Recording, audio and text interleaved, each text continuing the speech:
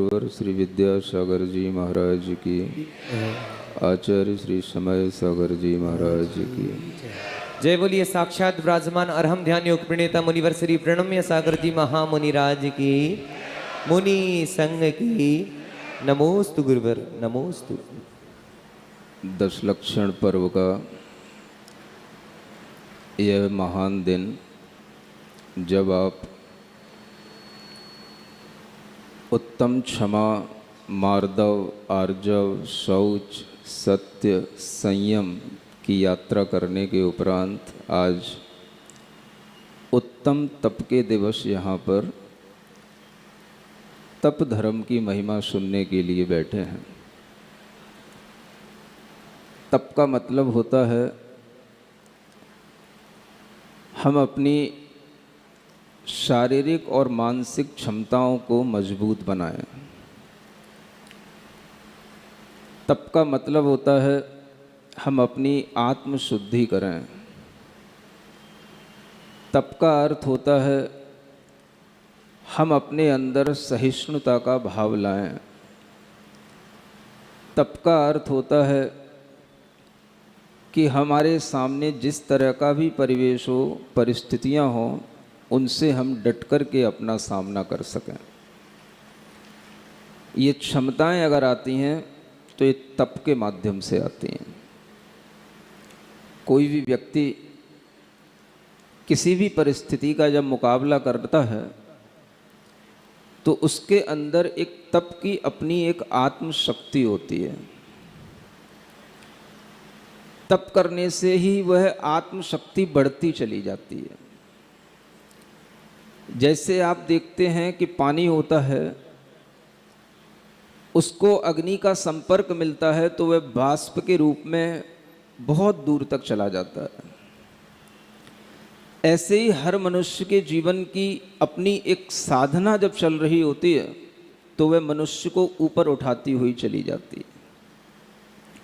आज आप लोगों के समक्ष जो लोकसभा स्पीकर ओम जी बिड़ला यहाँ पर उपस्थित हैं, इनको जब मैंने कोटा में देखा था तब यह कोटा लोकसभा से अपना नाता रखते थे,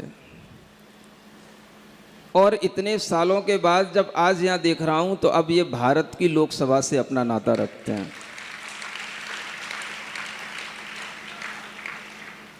ये जो ऊंचाइयां व्यक्तियों को मिलती हैं, यही तप की साधना से मिलती हैं।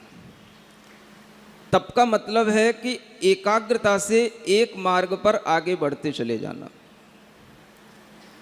ये काम करते हुए जो आपके रास्ते में विघ्न बाधाएं आए, उनको आप अगर जीत पाएंगे तो उसकी क्षमता आपके अंदर तप के माध्यम से प्राप्त होती है।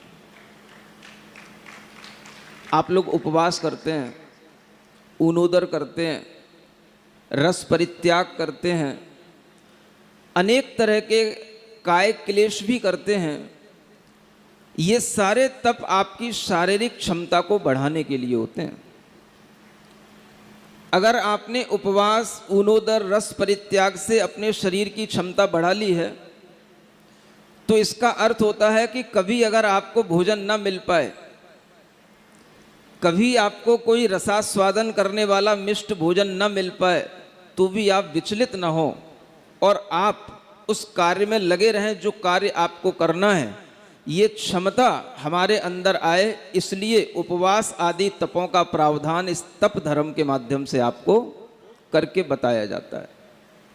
आप देखें, देश की सेवा करने वाली जो मिलिट्री होती है, वह मिलिट्री सारे तप तपती है। उन्हें अनशन भी करना पड़ता है, उन्हें कम खा कर के भी गुजारा करना पड़ता है, उन्हें एकांत स्थान पर भी रहना पड़ता है, उन्हें सभी प्रकार के रसों से रहित भोजन लेकर के भी रहना पड़ता है, और कभी कभी बिना भोजन के भी उन्हें अपने काम में लगे रहना पड़ता है। देश की रक्षा करने वाले सैनिक वही तप करते हैं जो तप आप लोग करते हैं। तप के उद्देश्य अलग अलग होते हैं। आपका उद्देश्य आत्मशुद्धि का होता है, उनका उद्देश्य देश रक्षा का होता है। राजनेता का उद्देश्य देश भक्ति का होता है, देश रक्षा का होता है, तब सभी करते हैं। एक विद्यार्थी भी अपनी साधना करता है, विद्यार्थी जीवन में जो अध्ययन करता है वो भी एक तपस्या करता है। एक व्यवसायी अपने जीवन में अपने व्यवसाय को बढ़ाता चला जाता है, वह भी अपने जीवन में तपस्या करता है। और आप देखते हैं कि जब ये तपस्या बढ़ती चली जाती है तो उसके जीवन में जो उसे अचीव करना है वो सब चीजें उसे मिलती चली जाती हैं। व्यवसायी अपना व्यवसाय बढ़ाता है, विद्यार्थी अपना अध्ययन बढ़ाता है, एक राजनेता धीरे धीरे बढ़ते बढ़ते पूरे भारत के लिए गौरव प्राप्त करने वाले पदों को प्राप्त कर लेता है। ये सब तप की ही महिमा होती है। और हम जैसा साधारण मनुष्य भी अगर आचार्य गुरुदेव के हाथों का कृपा पात्र हो जाता है तो ये भी तप की ही महिमा होती है।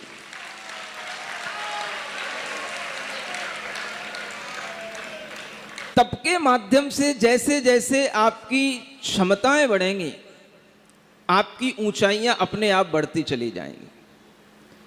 व्यक्ति के लिए शक्ति मानसिक रूप में भी आती है तो तप से आती है। बड़े बड़े निर्णय लेने की शक्ति मानसिक तप के परिणाम से आती है। जरूरी नहीं कि देश की सेवा करने वाले लोग आपको ये बताएं कि मैं भी उपवास करता हूं।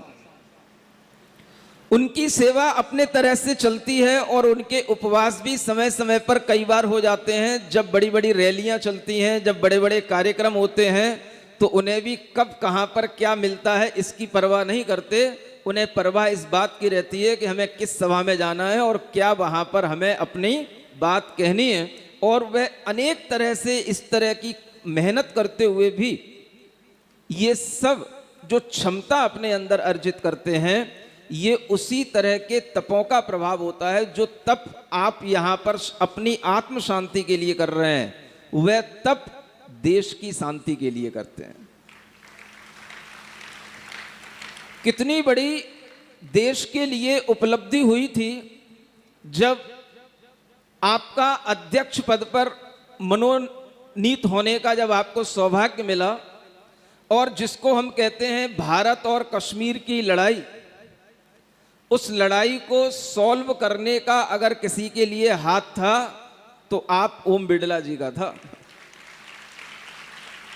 कश्मीर को भारत में शामिल करना, कश्मीर के विभाजन की जो अलग धारा थी उसको अलग हटाना और उस धारा से हटा करके उसको अपनी भारत की धारा से जोड़ने का यह मानसिक शक्ति का जो कार्य है, ये मानसिक तप के माध्यम से ही संभव होता है।